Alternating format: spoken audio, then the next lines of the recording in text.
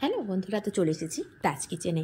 আর আজকে বানিয়ে দেখাবো ঝুরি আলু ভাজা। আর এই আলু ভাজাটা কিন্তু খুব সহজে একদম অনুষ্ঠান বাড়ির মতো বাড়িতেই বানিয়ে নেওয়া যায়। যদি এইভাবে বানাতে চান তাহলে স্কিপ না করে দেখবেন, তাহলে কিন্তু নিজেরা বাড়িতে খুব সহজে ঝুরি আলু ভাজাটা অনুষ্ঠান বাড়ির মতো বাড়িতেই রেডি করে নিতে পারবেন।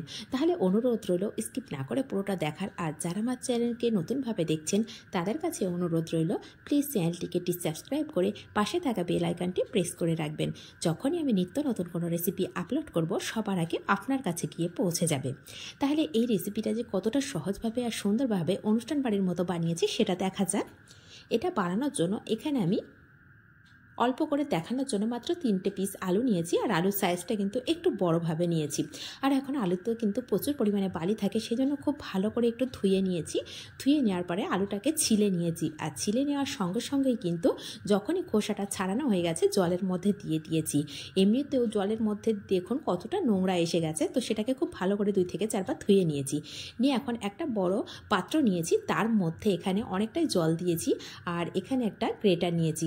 গ্রেটারের যে দিকটা বড় ছিদ্র আছে সেই দিকটা নিয়েছি। খেয়াল করবেন গ্রেটারের মধ্যে কিন্তু অনেক রকম ছিদ্র আছে, 2 থেকে 3 রকম, তো সব থেকে বড় যেটা সেই ছিদ্রটাই আমি নিয়েছি। নিয়ে এখানে আলুটাকে কিভাবে গ্রেট করছি একটু খেয়াল করলেই বুঝতে পারবেন। ওপরের দিক থেকে নিচের দিকে কিন্তু টেনে নিয়ে যাচ্ছি। আমি কিন্তু আবার নিচের দিক থেকে ওপরের দিকে টেনে আনছি না। যদি এইভাবে আনা হয় আলুর যে লাচ্চাগুলো পড়ছে সেইগুলো কিন্তু খুব ভালো হবে না। আর যদি এইভাবে টেনে নিই তাহলে দেখুন প্রত্যেক লাচ্চাটা কিন্তু একদম ছাড়া ছাড়া আর একই সাইজের হবে। সেই জন্য যেভাবে দেখাচ্ছি এইভাবেই নিচের থেকে টানবেন না, একদম ওপর থেকে নিচের দিকে টেনে হাতটা ওপরের দিকে আবার উঠিয়ে নেবেন। নিয়ে দেখুন লাচ্চাগুলো কতটা সুন্দরভাবে প্রত্যেকটা সমানভাবে পড়ে যাচ্ছে। তো এইভাবে করে ভালো করে আমি সবগুলো কেটে নিয়েছি। কেটে নেওয়ার পরে গ্রেট করে নিয়েছি। গ্রেট করে নেওয়ার পরে খুব ভালো করে 5 থেকে 6 বার কিন্তু ধুয়ে নিয়েছি। নিয়ে পরিষ্কার জলের মধ্যে রেখে দিচ্ছি। আর এর মধ্যে দিয়ে দিলাম বরফ কুচি।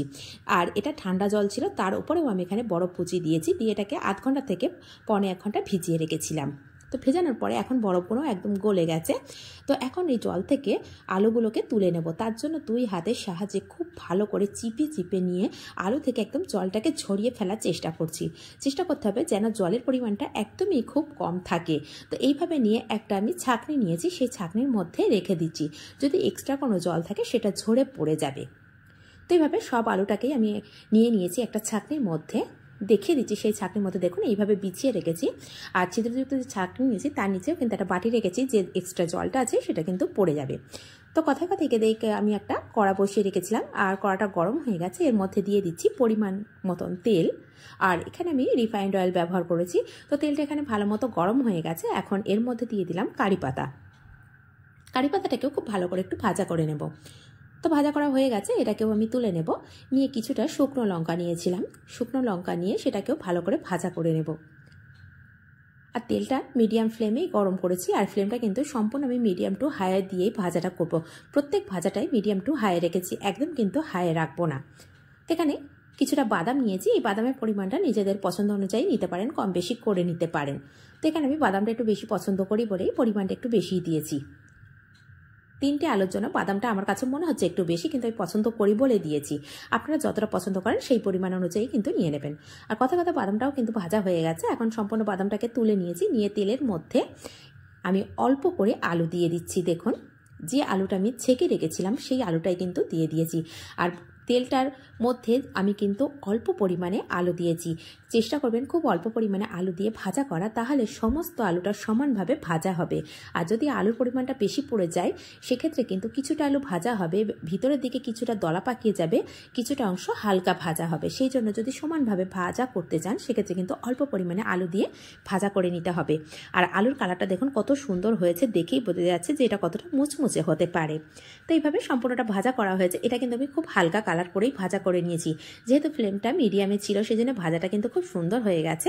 আর কালারটা খুব ডিপ হয়নি। তো এখানে আরও একটা ব্যাচ আমি ভেজে দেখাচ্ছি, হালকা ডিপ করে নিচ্ছি। আর এখানে খুব বেশি ডিপ করে ভাজতে যাবেন না, এটা কিন্তু ভেজে তুলে নেওয়ার পরে কিন্তু কালারটা অনেকটাই চেঞ্জ হয়ে যায়। তো এটাকেও ঠিক একইভাবে আমি অল্প পরিমাণে আলু দিয়ে এটা ভাজা করে নিচ্ছি। আর দেখুন এটা কিন্তু আগের থেকে কালারটা একটু ডিপ করে ভাজা করেছি, খুব বেশি কিন্তু ডিপ করিনি। আর ভাজা করার পরে দেখুন যখন সার্ভ করেছি কালারটা রাখছে একদমই অন্যরকম। সেই জন্য চেষ্টা করবেন যখন হালকা করে ভাজা করার, খুব বেশি ডিপ করে ভাজা করলে কিন্তু সেটা কালো হয়ে যেতে পারে, সেটা দেখতেও ভালো লাগবে না, আমাকে খেতেও ভালো লাগবে না। আর এখানে হাতের মধ্যে নিয়ে আমি একটু দেখিয়ে দিচ্ছি, দেখুন প্রত্যেকটাই এতটা মুচমুচে হয়েছে যে পুরো সম্পূর্ণভাবে কিন্তু গুঁড়ো হয়ে যাচ্ছে। তাহলে বুঝতেই পারছেন যে কত সহজে আর কত সুন্দরভাবে বাড়িতে এই অনুষ্ঠান বাড়ির মতো আলু ভাজা তৈরি করে নিচ্ছি। যদি ভালো লাগে তাহলে অবশ্যই নিজেদের মানুষের কাছে শেয়ার করবেন, লাইক করবেন, কমেন্ট করবেন। নিত্য নতুন রেসিপি পেতে চ্যানেলটিকে সাবস্ক্রাইব করবেন।